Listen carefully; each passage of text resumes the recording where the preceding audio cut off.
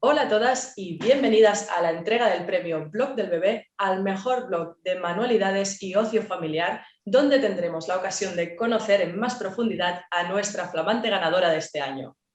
La verdad es que estamos súper contentas porque la edición de este año ha sido todo un éxito, con más de 10.000 usuarios que se han pasado estos días por Blog del Bebé a votar por sus blogs favoritos, y esto está consagrando estos premios como unos de los más importantes en la blogosfera de la maternidad, en su labor de seguir reconociendo año tras año a aquellos proyectos de creadores de contenido que nutren la red de información de calidad y utilidad en el mundo de la maternidad y la puericultura. Por supuesto, también queremos agradecer a los finalistas de la categoría al mejor blog de ocio familiar y manualidades por su implicación, que ha sido estupenda, y comentaros que los podéis encontrar a todos aquí debajo de este vídeo, ¿vale?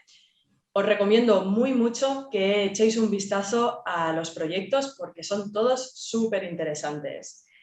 Y bueno, pues hoy tenemos aquí como representante del jurado a María, que es nuestra coordinadora del equipo editorial de Blog del Bebé. Hola María, ¿qué tal? Encantada de tenerte hoy por aquí. Hola Clara, igualmente un placer estar por aquí y poder conocer hoy a Julia. Muy bien, pues y nada, estoy yo misma también y estamos con Julia, que es la ganadora de la categoría al mejor blog de ocio familiar y manualidades, y que, además de autora del blog Bebé a Mordor, es psicóloga social, formadora en ABJ o aprendizaje basado en juegos, y además se define como madre, friki y viajera. Es un placer tenerla hoy aquí con nosotras porque tenemos muchas ganas de conocer un poquito más en detalle su proyecto y su trayectoria.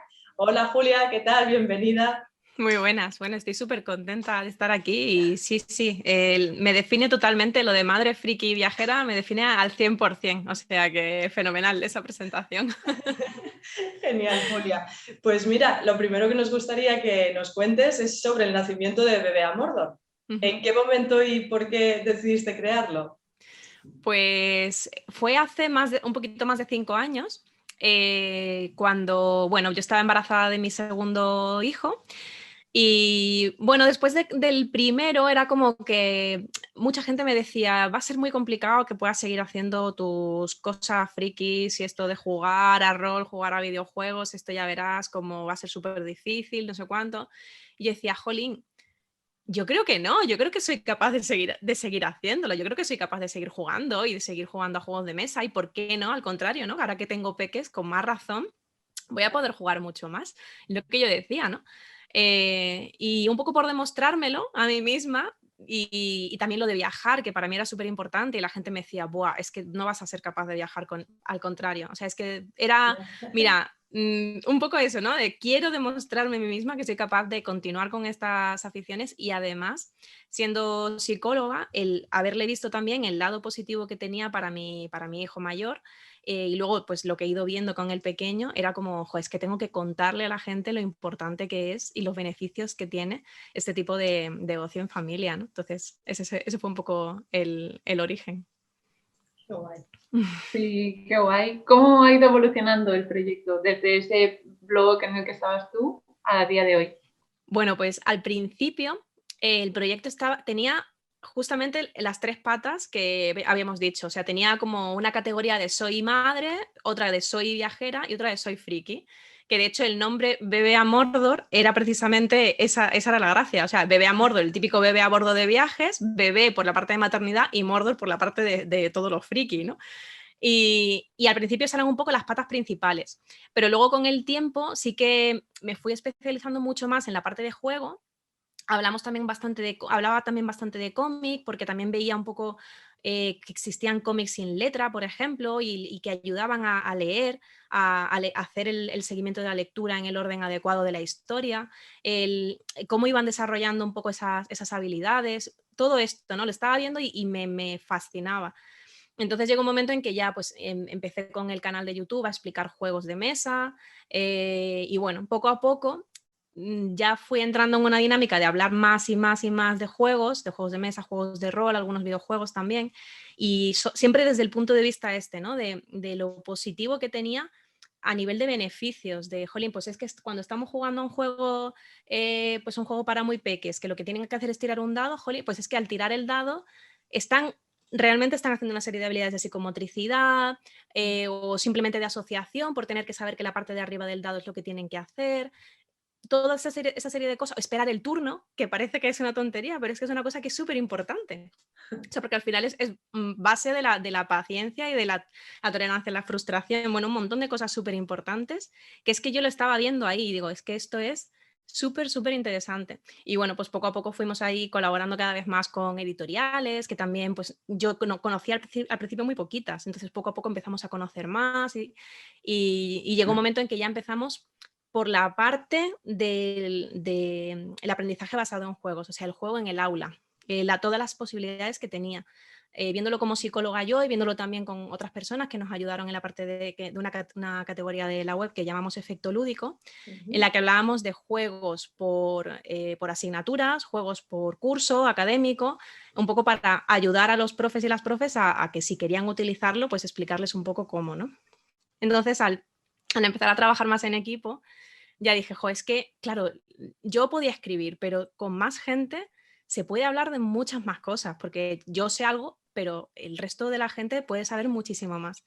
Entonces ya poco a poco empezamos a incorporar a gente, entraron primero mis compañeros Ruth Cerdán y Fer Vázquez, que estaban en la parte de efecto lúdico sobre todo, un poco ayudando en la parte de aprendizaje basado en juegos.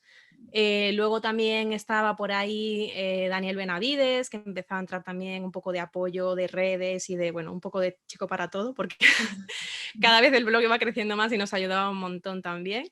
Y empezaron a entrar, pues bueno, empezaron a entrar así, no, sino que yo les empecé a llamar, porque yo veía a Katy, por ejemplo, Katy Hernández, que es especialista en juego también y es psicopedagoga y es una crack con los juegos, y digo, es que sabes un montón de cosas, nos viene súper bien. Estaba también Carla por ahí que hacía unas recetas espectaculares que la gente me decía, ¿pero recetas? ¿Cocina en un juego? Pues sí, porque al final ella lo enfoca de una manera en la que tú cocinas en familia, cocinas con tus hijos o con tus hijas, entonces es un momento que pasas en familia, sus recetas son súper sencillitas, tienen algunas cosas incluso de manualidades para hacer con los peques y es que es un momento que se pasa y es súper guay y aparte muy friki.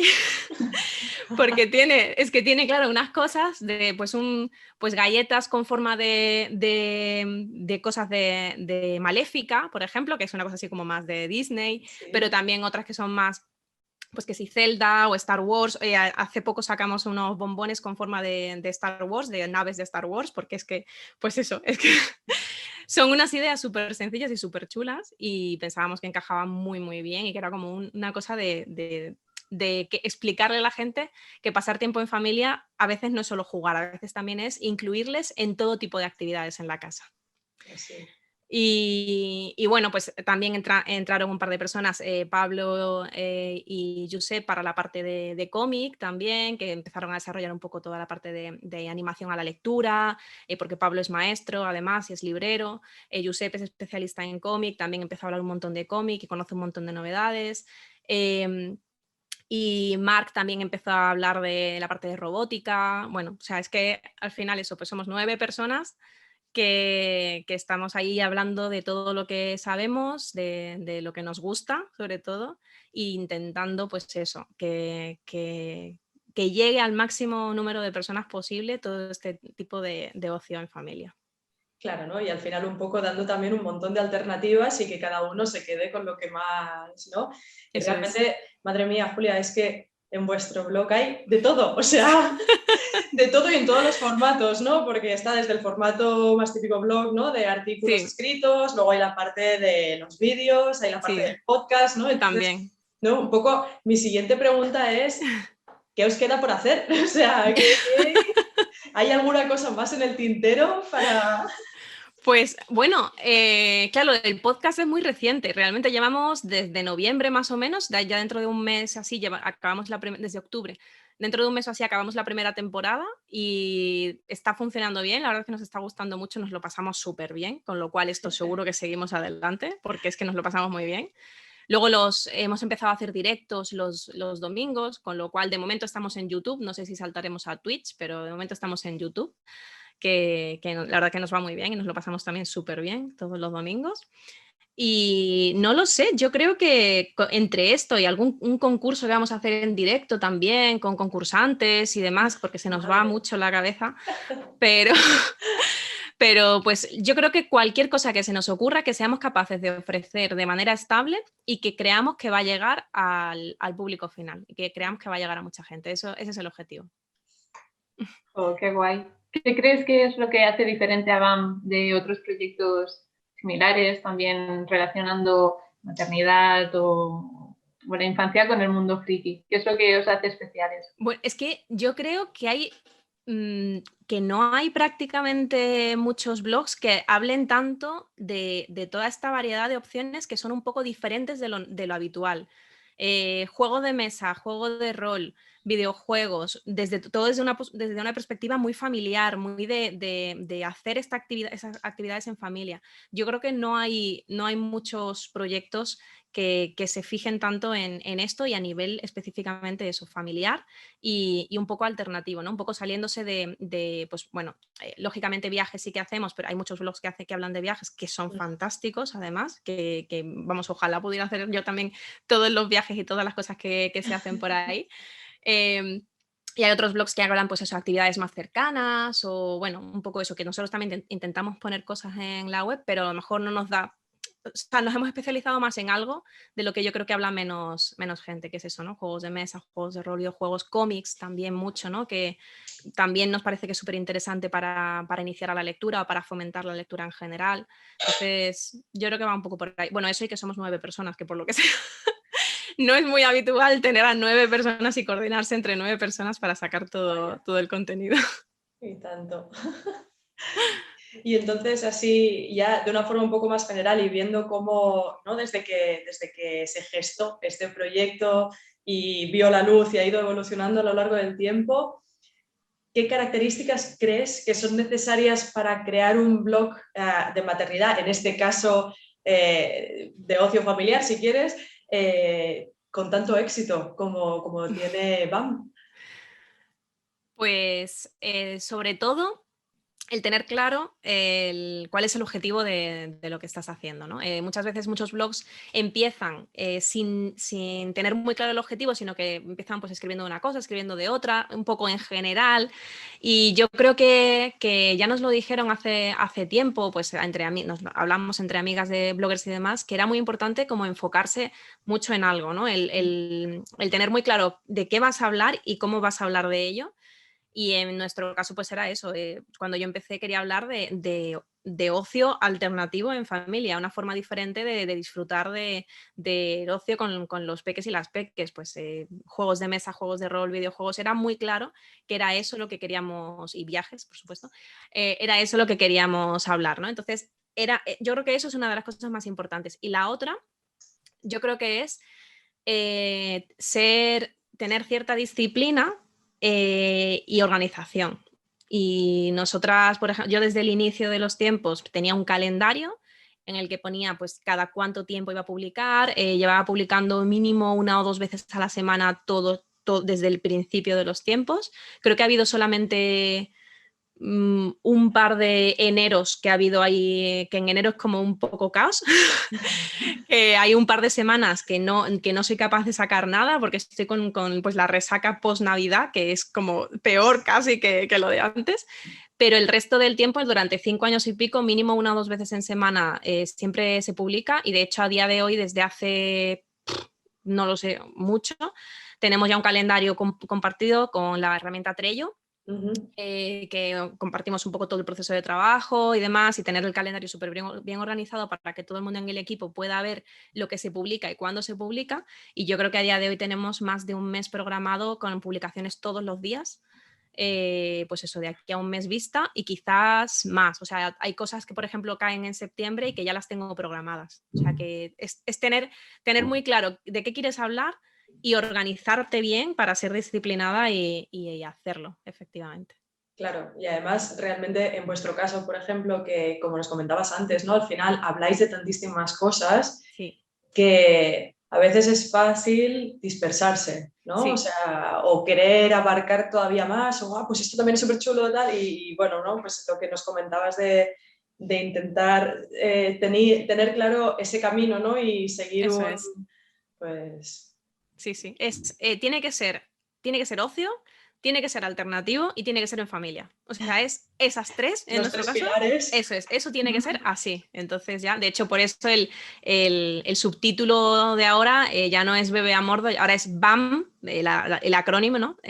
Ocio alternativo familiar. Y ese es un poco lo que nos define. ¿Y qué crees que es lo mejor de tener un blog de este tipo? ¿Y qué crees que es lo peor si hay algo que no es tan bueno? Pues, a ver, lo mejor, pero sin duda, es el feedback que se recibe de la gente. El ver que realmente hay mucha gente, y además que te lo dicen así, y a mí todavía me cuesta creerlo, pero porque es muy bonito, que nos digan, mira, es que gracias a tus vídeos, o gracias a vuestros artículos, o gracias a lo que habláis en el grupo de Facebook, que el grupo de Facebook del Pequeño Rincón de los Juegos de Mesa pertenece al grupo BBA Mordor, ¿no? Pues gracias a todo esto, es que me habéis cambiado la infancia de mis hijos. O sea, es que ahora jugamos, ahora estamos unidos, tenemos una conexión que no teníamos antes. Recuerdo a una persona que me decía, es que he conectado con mi hijo adolescente gracias a algunos de los videojuegos que nos habéis recomendado, porque yo le tenía como un poco tal y ahora he conectado de verdad con él gracias a esto. Y es que entender eso de verdad es que es maravilloso, o sea, no puede haber nada mejor que eso, ¿no? Ayudar de verdad a la gente.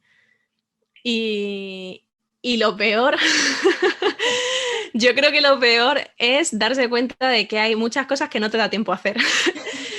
Porque claro, por ejemplo, todas las recetas que hace Carla, a mí no me da tiempo a hacer todas ellas, ¿no? Y me encantaría, porque es como, jolín, es fácil, pero es que no puedo llegar a todo, o no puedo llegar a tener todos los juegos que me gustaría tener, o poder jugar a todos los juegos de rol o todos los videojuegos que existen, ¿no? Entonces, claro, como somos varias personas, es verdad que siempre hay alguien en el equipo, que sea lo que sea que publicamos, siempre hay alguien en el equipo que lo ha aprobado, porque si no, no hablamos de lo que sea, ¿no?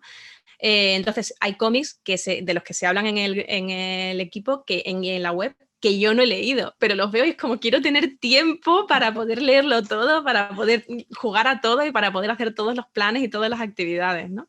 Eso yo creo que es la parte mala, el darse cuenta de eso. Qué guay, y siendo la parte más mala, me parece ¿no? Decir, joder, quiero tener más tiempo para seguir haciendo esto, ¿no? Sí. Muy bien.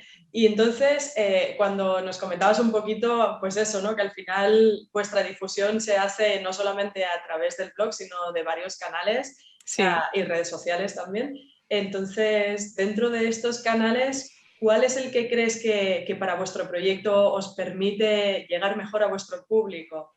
Y bueno, al público en general.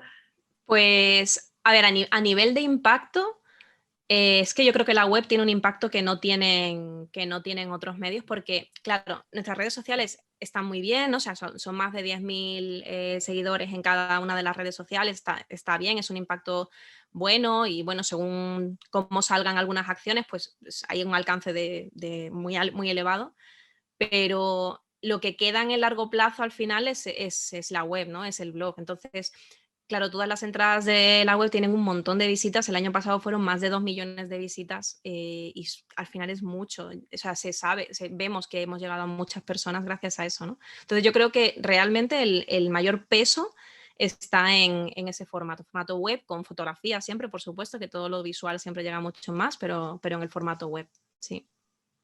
Y así pensando también, o sea, por una banda estamos hablando de todo lo que son canales online, ¿no? Pero offline, o sea, en directo, ¿hacéis o habéis pensado también en organizar alguna cosa? Porque eso ya sería la bomba. Bueno, alguna vez, no directamente, como equipo BAM, pero bueno, sí hemos acudido alguna vez, por ejemplo, a hacer alguna actividad en algún evento, en algunas jornadas, por ejemplo. Hemos intentado montar acciones, pues montar una especie de ludoteca familiar en algún evento, como las Ludo Ergo Sum, colaborando, ¿no? Un poco con la organización para poder llevar más juegos y poder organizar bien la ludoteca y poder explicar los juegos y todo ese tipo de cosas, por ejemplo. Hemos explicado el pasaporte lúdico también, por ejemplo, estuvimos en un festival en Girona, en Ludiverse, que también explicábamos cómo se hace el pasaporte lúdico para hacer viajes y hicimos ahí en directo uno sobre Girona para que la gente lo pudiera conocer y pudiera viajar con sus peques con su pasaporte y conocer un poco mejor la ciudad y demás. Bueno, ese tipo de actividades sí, o sea, no algo exclusivo nuestro, pero sí participar en otras actividades, sí, la verdad es que nos gusta mucho. Sí, eso sí que nos gusta. Guay. Porque ahora que comentabas esto, ¿qué es exactamente? Explícanos un poco este pasaporte lúdico, ¿qué es? El pasaporte lúdico es un formato libro, más o menos, o pues, tamaño pequeñito, que te puedas llevar durante un viaje y en el que más o menos tienes como metida una pequeña historia, una pequeña narrativa sobre el sitio en el que vas a estar, el sitio que vas a conocer. Además, se incluye una serie de retos que lo que hacen es facilitar un poco la motivación del niño o de la niña, o bueno, de la persona adulta, porque yo estoy deseando que me hagan a mí un pasaporte. Estaba pensando, digo sí. Porque es que son muy guays. Entonces, claro, con estos retos, pues puedes si conoces estas comidas, pues pega una pegatina de la comida para un poco como para ir sellándote los distintos retos, ¿no? O, bueno, se pueden meter mecánicas de mucho tipo porque ya, o sea, hay desde lo más sencillo que es el gourmet, el pegar el gourmet y ya con eso pues ya hemos sellado, ya hemos hecho algunas cosas de comidas típicas, gastronomía, o de ciudades por las que hemos pasado, o de edificios importantes que hayamos visto, o animales, si vamos a un sitio que es más de naturaleza, pues qué animales hemos ido viendo. Es un poco una forma de incentivar la atención, el que ya no solamente estoy andando por aquí, sino que estoy andando porque si además veo tal elemento, pues es que esto forma parte de la historia y forma parte de esto y demás, ¿no?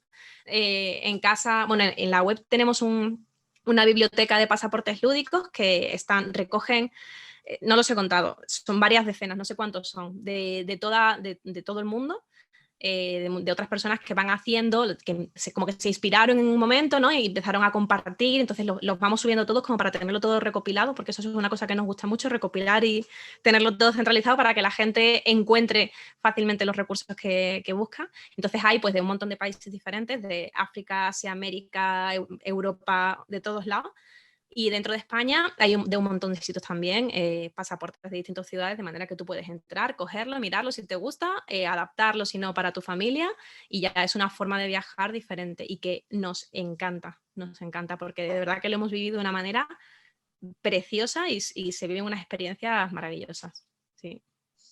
Sí, la verdad que la idea es genial. Sí, sí, apetece un montón hacerlo. Es que al final es combinar la experiencia de viajar, que es maravillosa, con la experiencia de jugar, o sea, de tener esa actitud lúdica ya dentro del propio viaje, ¿no? Y si además le puedes meter, insisto, un montón de cosas. Nosotros le metimos una parte de juego de rol a uno de los pasaportes, en otro tenían que comerciar, o sea, iban ganando como moneditas y con esas moneditas pues podían como comprar determinados objetos. Bueno, era como muy divertido.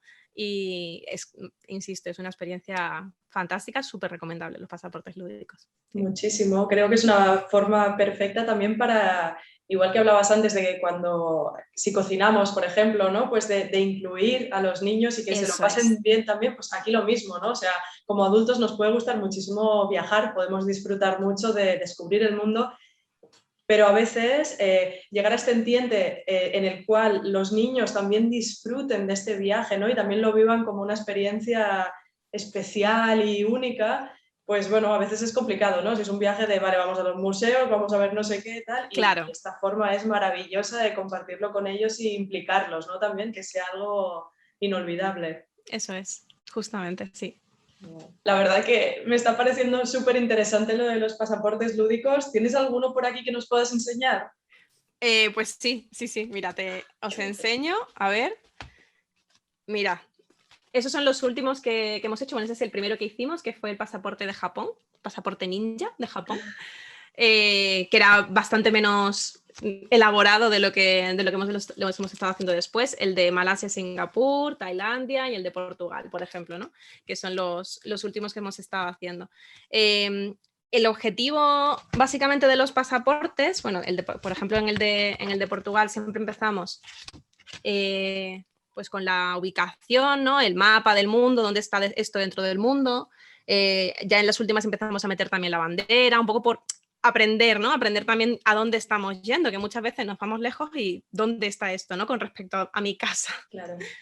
Y luego pues siempre empieza un poco esta estructura, que es ciudad por ciudad. Aquí digamos que es donde metemos la parte de historia, la parte de la narrativa que les estamos contando, ¿no? En este caso, lo que les estábamos contando es que tenían que explorar, tenían que hacer un viaje y tenían que coger una tripulación, ¿no? Entonces, dentro de la tripulación, pues, ¿a quién iban a ir cogiendo? Y en cada sitio iban a ir descubriendo una persona diferente, que en este caso era Enrique el Navegante. En otra descubrirían a Mencía Calderón, a Antonia Rodríguez, a Vasco da Gama, a Magallanes, ¿no? Todas estas personas. En cada sitio además también, pues cómo nos hemos desplazado, pues hemos ido pues en la mochila ergonómica o en el carrito cuando eran más peques, en tren, andando, en coche, en barco, ferry, lo que sea, ¿no? ¿Qué hemos comido? Pues lo que hemos comido, tenemos como una lista de pegatinas, pues se han comido noodles o se han comido cualquier cosa del sitio, pues lo ponen también. Y luego, pues, qué cosas hemos explorado, que todo esto son pegatinas que hay que hacer aparte y hay que hacerlas con mucha previsión antes del viaje. Esto lleva su tiempo, porque, pues, por ejemplo, de cada ciudad, pues creo que los rojos eran templos, eso es, los rojos son templos, pues la capilla de no sé qué, la catedral de no sé cuánto, lo amarillo son edificios así más civiles y demás, puentes, avenidas, y luego, según el sitio, por ejemplo, en este de Tailandia,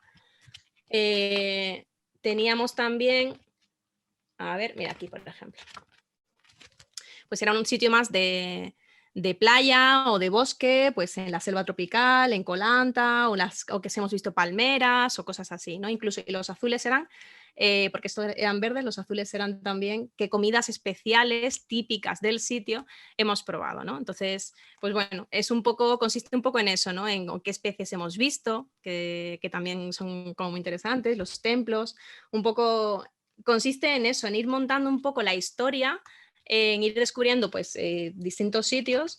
Y pues aquí, por ejemplo, al final poníamos, bueno, pues el cuaderno de bitácora, nivel de viajero, pues si he viajado a tantas ciudades, pues estoy en el nivel 1, si no en el 2 o en el 3, o nivel de cuánto he comido, ¿no? Pues a todo esto. Explorador, pues el nivel más alto, el nivel elefante, ¿no?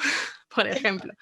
Entonces, bueno, pues consiste un poco en hacer una historia. Aquí, por ejemplo, además, la historia que les metimos, bueno, aquí les hacíamos una serie de pistas que le iban dando sobre un viajero lector que nos inventamos, y resulta que el viajero lector luego iban, según el sitio al que iban viajando, le daban como una pegatina a cada uno de los personajes a los que nos íbamos encontrando en cada ciudad.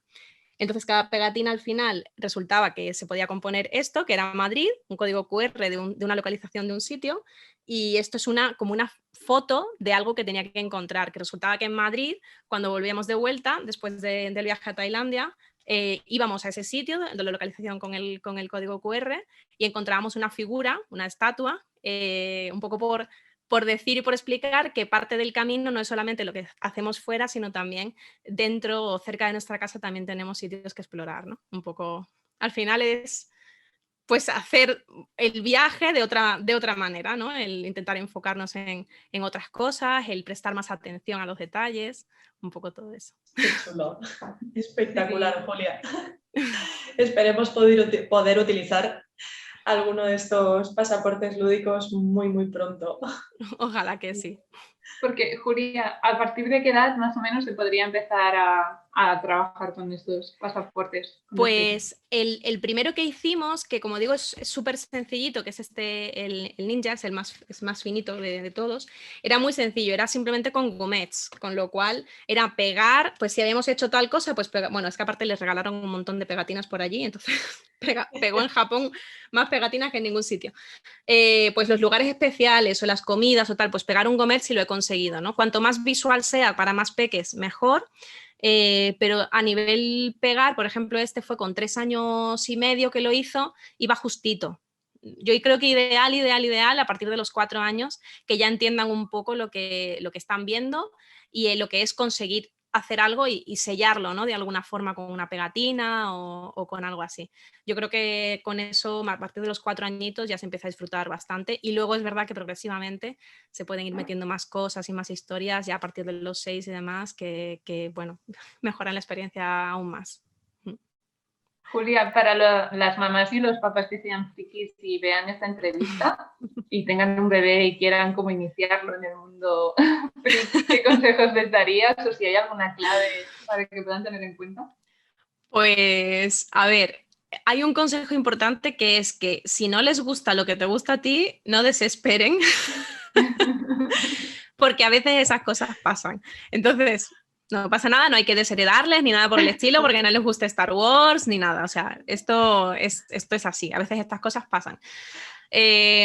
Yo creo que lo importante es no forzar, por supuesto, el no meterlo ahí a capón, porque es verdad que yo veo, y yo lo hacía cuando eran peques también, bueno, la ropita siempre está bien, porque la ropita es guay, entonces si le pones ropita y la ropita es friki, pues fantástico, porque ya van conociendo los personajes y tienen figuritas y cosas así y demás, sin problema. Yo intento pedir también que la gente no fuerce lo de ver las películas antes de tiempo o leer los libros antes de tiempo, porque no hay necesidad. No hace falta para nada, se puede esperar perfectamente cualquier niño, cualquier niña para ver Star Wars o para ver El Señor de los Anillos o para ver Harry Potter hasta cuando toca, que parece que no, pero algunas de las pelis dan miedo y algunos de los libros dan miedo, entonces vamos a esperar un poquito que no pasa nada. Pero yo creo que al final sí es expresar y compartir lo que disfrutamos haciendo determinadas cosas, ¿no? Yo muchas veces cojo ellos en casa es que nos ven jugar. Ellos nos han visto jugar desde que nacieron, nos han visto jugar a videojuegos, lógicamente que sean adaptados a lo que ellos pueden ver. Nos han visto jugar a juegos de mesa entre personas adultas o juegos de rol entre personas adultas, con lo cual, o leer, es que esto es lo típico, leer cómics. ¿Por qué le gustan a mis hijos los cómics? Porque nos han visto leer cómics desde que nacieron. Entonces nos han visto ver pasar páginas, sentarnos en el sofá y tenerlos al ladito, ir contándoles. Entonces al final es disfrutar de lo que nos gusta, que si es friki o es diferente, pues igualmente lo van a ver y si ven que lo estamos disfrutando, al final es algo que les va a interesar. O sea, ese sería un poco el consejo y en caso que no sea así, pues paciencia y resignación. Y quererlos igual, ¿no? Quererlos igual. Muy bien. Y a ver, entonces, ¿cuál sería la actividad más friki que te viene a la cabeza y que para niños, obviamente, niños y adultos, sí. o niños mayores, que podéis recomendarnos? Bueno, es que hay un montón. O sea, es que hay tantas opciones desde hacer una fiesta temática, que de hecho, por ejemplo, en la web tenemos, gracias a Carla, además, tenemos fiestas temáticas de Harry Potter que con un montón de comidas, pero comidas ya no solamente comidas con cosas de Harry Potter, no, la comida que se hizo en la película de Harry Potter de no sé qué, o sea, cosas ya súper, claro, eso es nivel muy friki, pero así como actividad, que yo creo que es una actividad súper recomendable, súper bonita y muy accesible y que la gente cuando lo hace le encanta y generalmente no se conoce, de ahí un poco lo de friki, es hacer juegos de rol en vivo en la casa. Juego de rol en vivo, por ejemplo, una partida de Pequeños Detectives de Monstruos, que es un juego de rol que está recomendado a partir de 3 años, 3-4 años más o menos, y consiste en, se supone que somos detectives y hay un pequeño monstruo que se ha escapado o que se ha escondido, que está haciendo una broma y tenemos que averiguar cuál es. Entonces, tenemos que esconder una serie de pistas por la casa para que los niños y las niñas los vayan encontrando y vayan, pues escuchan un sonido por allí, entonces van para allá, miran a ver, hay una pista, esto es una huella, entonces en el libro hay un montón de huellas, ¿cuál es la huella que corresponde? Ah, pues es este monstruo, pues ¿qué le gusta? Porque hay una serie de cosas que le gustan y cosas que no le gustan, pues le gusta esto, ah, pues vamos a hacer no sé qué para que venga corriendo, vamos a poner un espejo porque es el monstruo de los espejos, hay una serie de monstruos, ¿no? Pues entonces le tendremos una trampa, y entonces luego le cazamos, y cuando lo cazamos, pues nada, hacemos una cancioncita que se hace al final para cazar al monstruo y ya pues terminamos, hacemos una fiesta y fenomenal. Y eso es un juego de rol en vivo y es precioso, maravilloso y les encanta. Entonces yo creo que eso como iniciación y como recomendación estaría muy bien. Oh, Julia, ahora mismo pienso, ¿por qué no existía BAM cuando yo era pequeña? Mis padres hubieran visto todas estas cosas, hubiera tenido una infancia mucho más completa, ¿no? Bueno, ahora estamos ahí por eso, ¿no? Para intentar llegar a la mayor cantidad de gente posible con ese mensaje, ¿no? Que de verdad que disfrutar de esta manera en familia y jugar en familia es súper gratificante, y es que al final lo que estamos haciendo es generar recuerdos para toda la vida, y eso vale muchísimo. Sí, sí, totalmente. Es que de hecho seguramente todas tenemos recuerdos de la infancia de momentos súper especiales. Claro. Seguramente, pues no sé, un cumpleaños o algo así, como un día muy concreto, pero si además cada fin de semana vas a buscar monstruos, pues muy guay, la verdad. Sí, sí, la verdad es que sí. Queremos también preguntarte un poco sobre ya los premios de Blog del Bebé. ¿Cómo viviste, bueno, tú y el equipo, Sí. desde la nominación, el proceso de votación y, bueno, finalmente ser los ganadores de esta categoría? Pues la verdad es que yo creo que cualquier cosa tan bonita como esto, como tener una nominación y pasar por un proceso así, es mucho más bonita vivida en equipo. La verdad es que hemos tenido la suerte, además de haber recibido algún premio anteriormente también, de premios de Madresfera, los 20 blogs, y el vivirlo, o sea, porque yo al principio sí que tuve un par de premios estando todavía sola, pero el cambio a vivir estos premios ya en equipo es mucho más bonito, mucho más, porque es como compartir ese orgullo, ¿no? por lo que hemos hecho, es un poco ver, no sé, es una manera de decir que lo que estamos haciendo sirve, que lo que estamos haciendo es útil, es bonito, se percibe como algo positivo un poco para la comunidad, y vivirlo en equipo ha sido genial, aparte de que somos un poco competitivos a veces. Y entonces estamos ahí mirando los votos y diciendo, ay, Dios mío, que estamos ahí, vamos a vivirlo así. Entonces ha sido un poco de nervios también. Bonito, nervios, y en definitiva, la verdad es que un orgullo y una pasada. Ha sido muy, muy guay, la verdad. Muchísimas gracias, porque estamos de verdad muy, muy felices de esto. Sí, sí. Qué bien, Julia. Pues nosotras nos alegramos un montón también.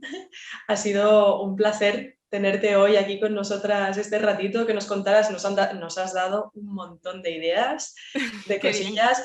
Yo sinceramente desde aquí recomiendo a toda la gente que vea esta entrevista que si no lo habéis hecho ya, que os metáis en la web de BAM, porque es que no os lo vais a acabar nunca. Hay tantísima cosa ahí dentro que da para unas cuantas infancias y adolescencias Eso es.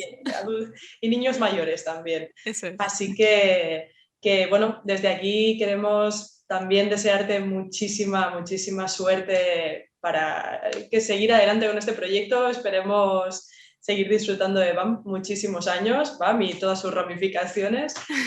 Y nada, pues eso, Julia, que encantadas de haberte conocido y haber estado contigo. Muchísimas gracias, igualmente. Ha sido un placer. Gracias por la oportunidad también, que para nosotras es muy importante. Y muchísimas gracias también por todo el trabajo que habéis hecho. Ha sido un placer. Gracias.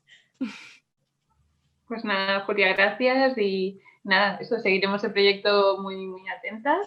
Y esperamos también el día de mañana a nuestros hijos también poder crear estos recuerdos tan bonitos que proponéis a través de vuestra web y de vuestro proyecto. Muchas gracias.